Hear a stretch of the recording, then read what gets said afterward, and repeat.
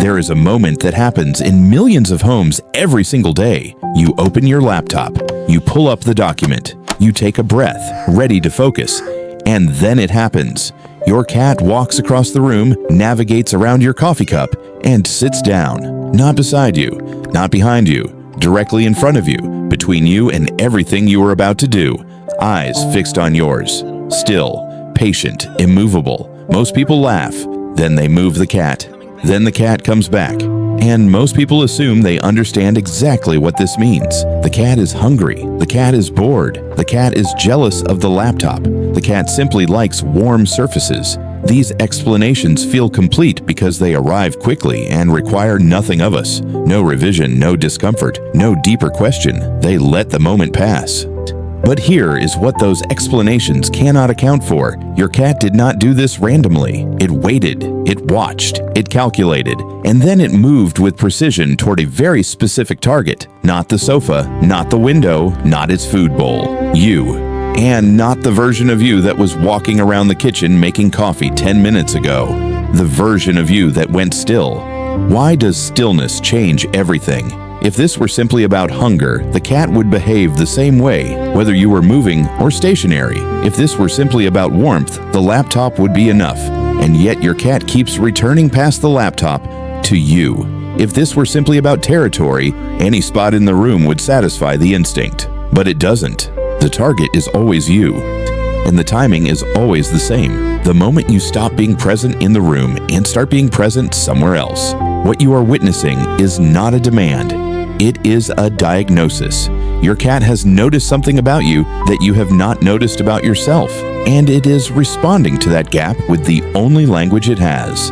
What that language means, what it reveals about the nature of the bond between you, and why the science of it should permanently change the way you understand this small daily interruption. That is what we're here to explore. The thing your cat sees when you start working is something most people spend their entire lives never learning to see in themselves. In 2019, a team of researchers at Oregon State University's Human-Animal Interaction Lab published a landmark study in the journal Current Biology.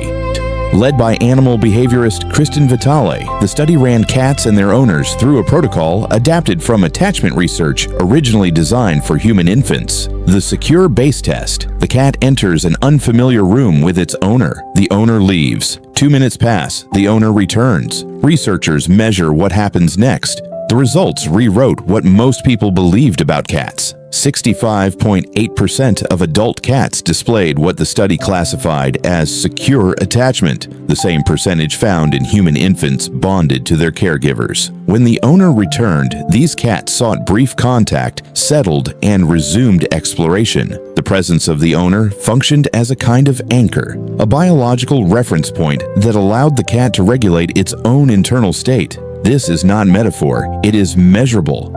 Reproducible physiology. A companion study published the same year in Behavioral Processes found something that cuts even closer to the moment we are describing, when a human was attentive, making eye contact, using the cat's name, remaining present. Cats spent more than 60% of the trial period seeking proximity. When the same human became inattentive, silent, eyes down, effectively absent while physically present, that number dropped below 20%. Your cat is not responding to your body, it is responding to your attention, or rather, to its sudden disappearance. The animal in front of you has developed, over thousands of years of co-evolution with humans, a finely calibrated sensitivity to the presence or absence of human awareness. It knows the difference between a human who is in the room and a human who is in the room but gone. And when you open your laptop, you become the second kind. You are there, but you have left. To understand what your cat is actually doing in that moment, we need to look at the mechanism more precisely because the behavior is far more sophisticated than it appears. Research published in Animal Cognition in 2021 by Zhang, Needham, and colleagues studied how cats adjust their communication strategies based on whether their caregiver is attentive or inattentive. When the caregiver was present and engaged, cats initiated eye contact significantly faster. A measurable difference recorded with p-values below 0.001. They gazed longer, they approached more frequently.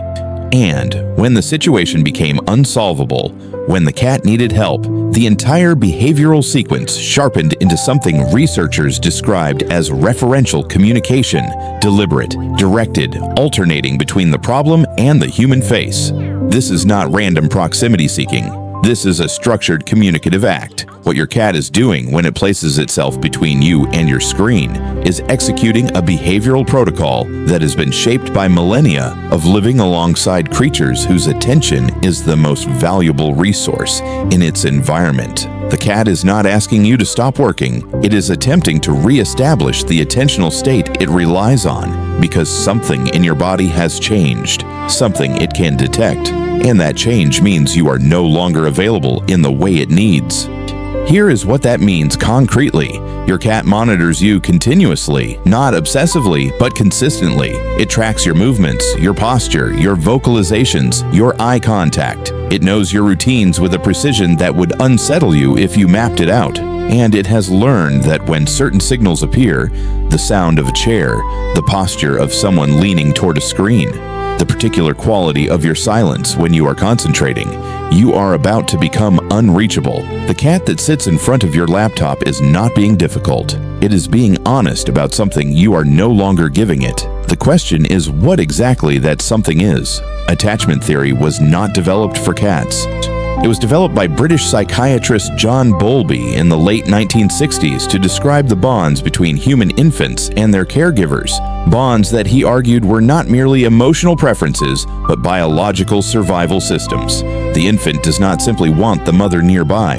It needs the mother nearby in order to regulate its own nervous system. Without that external anchor, the infant cannot self-soothe, cannot explore, cannot develop. Bowlby called this the secure base effect. The caregiver is not just a source of food or warmth.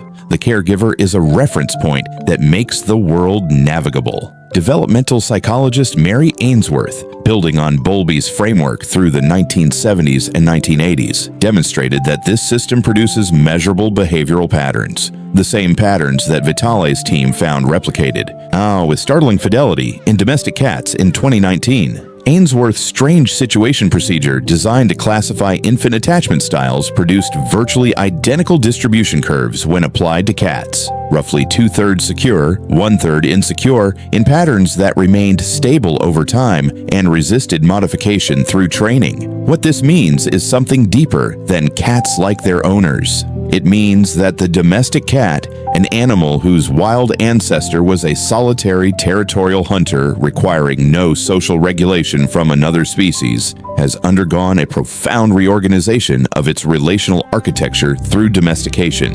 It has acquired the capacity for a bond that was evolutionarily not part of its design. And the cost of that reorganization is that the animal now carries something it did not carry before, a dependency. A genuine need for the attentional presence of a specific human. When your cat sits in front of your work, it is enacting a system that is older than your relationship with it. Older, arguably, than the concept of pets. It is reaching for something that biology has taught it to reach for, and that you, by opening your laptop, have quietly removed. And here is where the story turns. The popular assumption runs like this. Cats are independent. They tolerate us. They use us for resources and warmth, and then retreat into their own indifference. If your cat sits on your laptop, it is probably just seeking heat, or acting out minor territorial instinct, or doing whatever cats do that doesn't really mean much. The idea that your cat is experiencing something like anxiety when you become unavailable is dismissed before it is examined, because it requires us to revise a comfortable story. But the revision is now unavoidable. The same Oregon State study found that insecurely attached cats, the 35%, did not settle when their owners returned. They continued to exhibit stress behaviors, excessive proximity seeking, avoidance, disorganized approach, and retreat. The secure base effect only activated for the cats whose bond was intact, which means the bond is not automatic. It is built.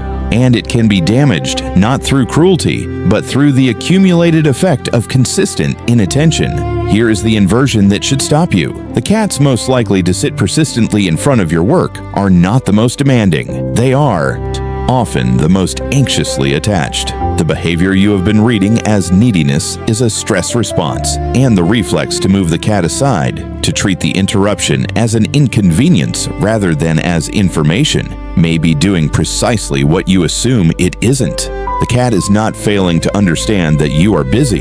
The cat understands something you have stopped noticing, that you have been unreachable for a very long time. Cat behavior expert Pam Johnson-Bennett, one of the most cited applied behaviorists in feline research, has written extensively about the relationship between attention-seeking behavior and unmet social needs in cats. Her clinical work consistently points to the same pattern: cats who interrupt focused human activity, blocking screens, inserting themselves into tasks, escalating proximity seeking, are most commonly responding not to a single moment of inattention, but to a pattern. They have learned through accumulated experience that the window of genuine availability is narrow and unpredictable, so when it appears to be closing, they act.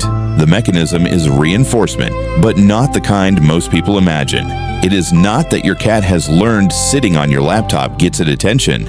It is that your cat has learned that your attention is scarce, and scarcity creates urgency. The animal that receives consistent, predictable interaction does not need to interrupt your work. It can wait. It has evidence that the wait will end. The cat that cannot wait is telling you something about the evidence it has collected. This is the philosophical weight hidden inside a moment most people resolve with a gentle shove. The behavior of your cat is a mirror, not of what you intend, but of what you have actually provided. It is not judging you. It does not have the cognitive architecture for that, but it is responding with complete honesty to the pattern your presence has created and the gap that opens every time that presence disappears behind a screen. Your attention, it turns out, is one of the most significant things you give to another living creature. Most of us give it without thinking, and most of us withdraw it the same way. Think back to the moment this started: the chair pulling out, the screen opening, the familiar sound of focus arriving, and with it, your cat moving toward you with the quiet inevitability of something that has done this before. That cat is not an inconvenience. That cat is a philosopher. It has developed, through evolution and through its particular life with you, a sensitivity to something that humans have been debating since Aristotle described presence as the ground of all relation, a capacity to detect not just your physical location, but your relational availability, whether you are here or only nearby. What your cat is doing in that moment is not asking you to stop working. It is naming something real, that there is a difference between a body in a room and a person in a relationship. That attention is not incidental to connection. It is the substance of it. That when you disappear into your screen, something that was between you and this animal is no longer there. And the animal, with no way to tell you this in words, places itself where the attention used to be. This is not neediness. This is accuracy. The next time your cat blocks your screen, before you move it aside, ask yourself honestly, not how long you have been in the room, but how long you have been present. The answer might be the most important thing you learned today. And the more interesting question: if an animal can detect the difference between your presence and your absence while your body hasn't moved an inch, what does that tell you about how often you are truly here, even for the people who can ask?